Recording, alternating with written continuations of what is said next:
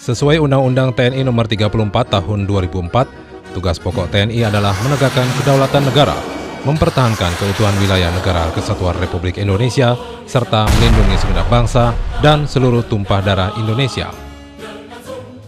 Dalam melaksanakan tugas pokok TNI tersebut, dilakukan dengan operasi militer perang dan operasi militer selain perang.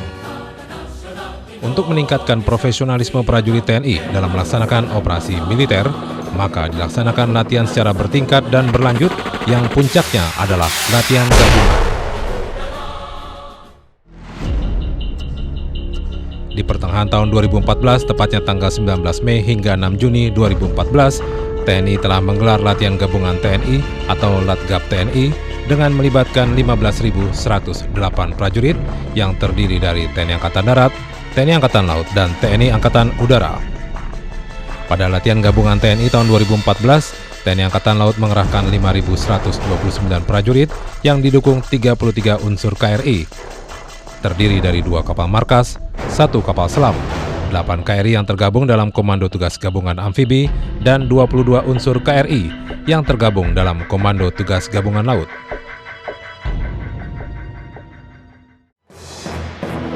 Selain unsur kapal perang, TNI Angkatan Laut juga menerjunkan unsur pesawat udara dari Pus Penerbal yang terdiri dari 3 helibel, yaitu HU-419, HU-410, HU-417.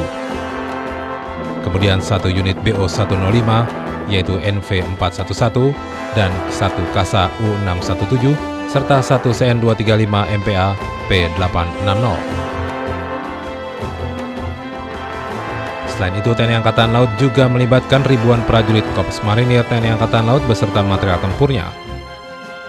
Antara lain 7 unit LVT-7A, 8 unit BMP-3F, 9 unit tank PT-76, 13 unit BTR-50P, 11 unit BTR-50PK, 66 unit K-61, 6 pucuk roket multilaras RM-70 Grad, dan 6 pucuk howitzer 105 mm. Seluruh rangkaian kegiatan latihan diawali dengan upacara pembukaan di Lanut Halim Perdana Kusuma. Hari ini kita akan menyelenggarakan latihan gabungan TNI 2014 sebagai bagian dari aplikasi dari kebijakan pembinaan dan pengembangan serta program penguatan interoperability TNI dalam rangka membangun kesatuan operasional dari unsur darat, laut maupun udara. Latihan posko di PMPP Sentul Bogor, gelar kesiapan serta embarkasi pasukan dan material di Dermaga Ujung Kormatim, Surabaya.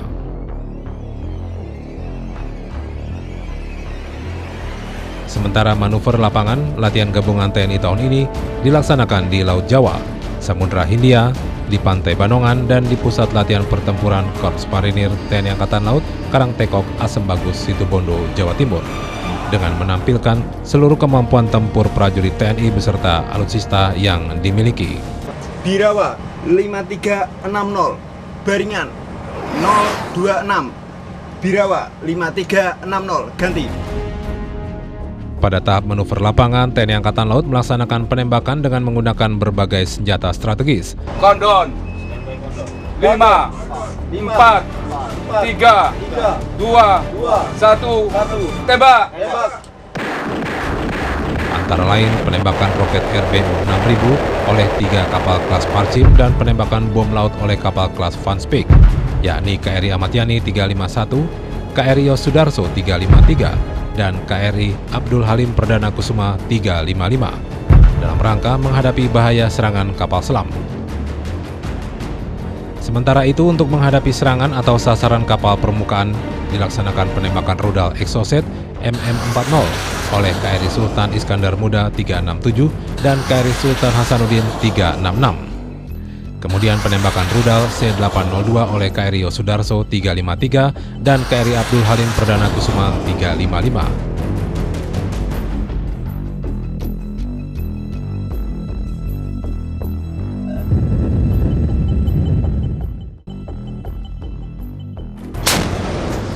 Serta penembakan meriam oleh unsur kapal perang kelas Sigma dan Van Speyk. Sedangkan sasaran yang di luar jangkauan tembak KRI maka penghancuran sasaran dilaksanakan oleh unsur-unsur udara dari Komando Tugas Gabungan Udara melalui serangan udara langsung, dan kemudian untuk menyerang serta menghancurkan sasaran-sasaran lain dibutuhkan tambahan endurance, maka dilaksanakan air refueling, yaitu pengisian bahan bakar di udara oleh Kogas Gabungan Udara.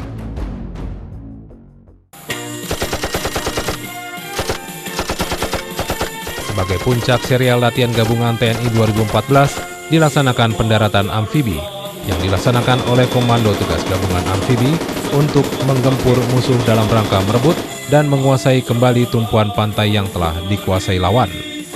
Namun karena kekuatan musuh berupa benteng perkubuan yang berada di pantai utara Asembagus dapat membahayakan alutsista dan personil pendarat, maka dilaksanakan GKK lintas heli yang kemudian dilanjutkan dengan bantuan tembakan kapal oleh unsur-unsur KRI dan bantuan tembakan udara oleh Komando Tugas Udara Gabungan terhadap sasaran darat dan terencana pada koordinat yang telah ditentukan.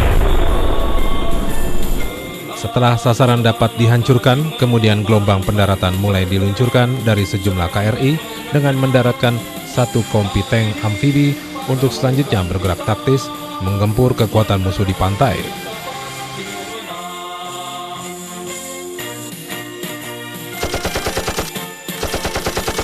Gelombang kedua terdiri dari kompi pendaratan pendarat amfibi yang mengangkut pasukan untuk menyerang maju bersama kompi tank dengan kerjasama infanteri tank untuk menduduki sasaran-sasaran yang telah direncanakan sebelumnya. Gelombang ketiga dari unsur Ranratvip mendarat untuk membantu pasukan yang lebih dulu mendarat dan menghancurkan kedudukan musuh yang masih berada di sekitar pantai.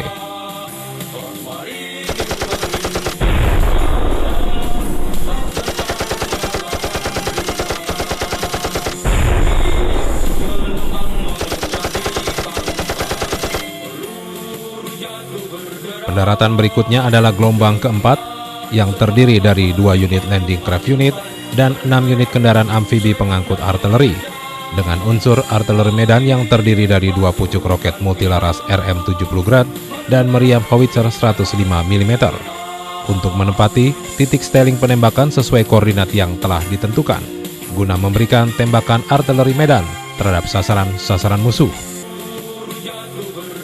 Gelombang atas panggilan mendarat dengan unsur kendaraan amfibi pengangkut artileri yang mengangkut 4 unit howitzer 105 mm.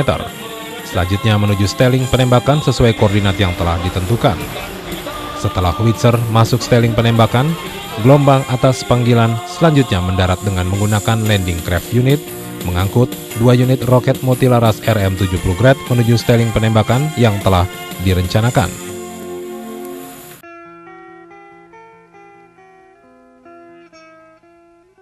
Selanjutnya, 3 unit helikopter pengangkut pasukan melaksanakan lintas heli ke sasaran untuk merebut dan menduduki sasaran yang dapat mempengaruhi dan menentukan dalam pelaksanaan perebutan tumpuan pantai pada operasi amfibi.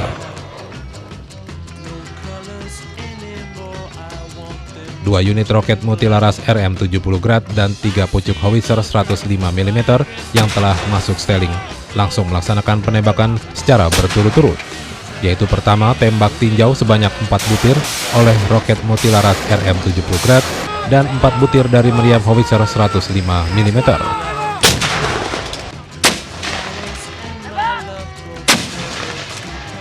Kedua, penembakan pelaksanaan sebanyak 76 butir dari RM-70 Grad dan 30 butir dari meriam howitzer 105 mm.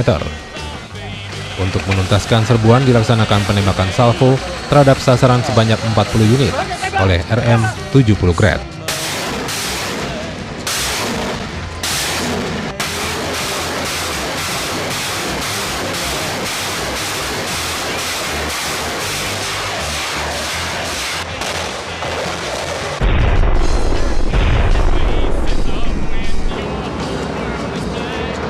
Seiring dengan dilaksanakannya operasi amfibi, Komando Tugas Gabungan Lintas Udara menerjunkan 1 brigade pasukan Linut pada dropping zone sepanjang 3,3 km dengan mengerahkan 12 pesawat C-130 Hercules dan 2 pesawat sebagai escort. Kemudian dilanjutkan dengan serangan darat gabungan.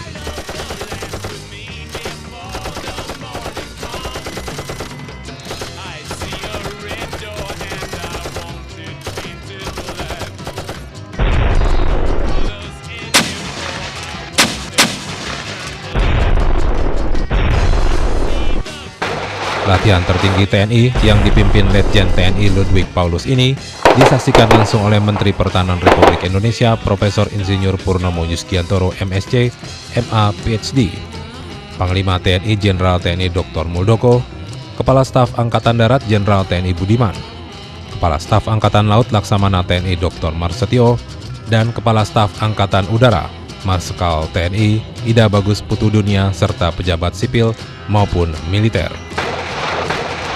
Latihan gabungan TNI 2014 bertujuan untuk meningkatkan profesionalisme prajurit dan satuan dalam operasi gabungan TNI guna mewujudkan kesiapsiagaan operasional yang tinggi dalam rangka menghadapi setiap bentuk ancaman dan gangguan yang mungkin timbul.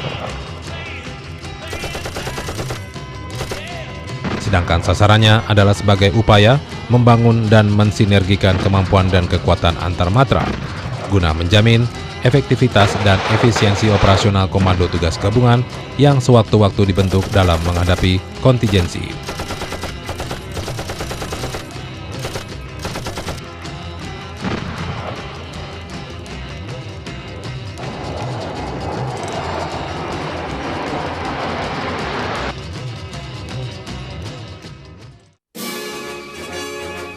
Panglima TNI menyampaikan ucapan terima kasih dan penghargaan yang tinggi kepada seluruh prajurit atas suksesnya penyelenggaraan latihan gabungan TNI 2014 ini.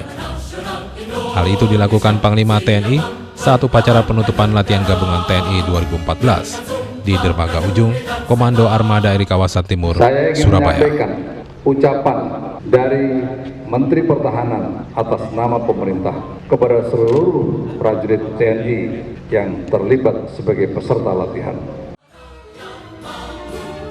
Jalesveva Jayamahe.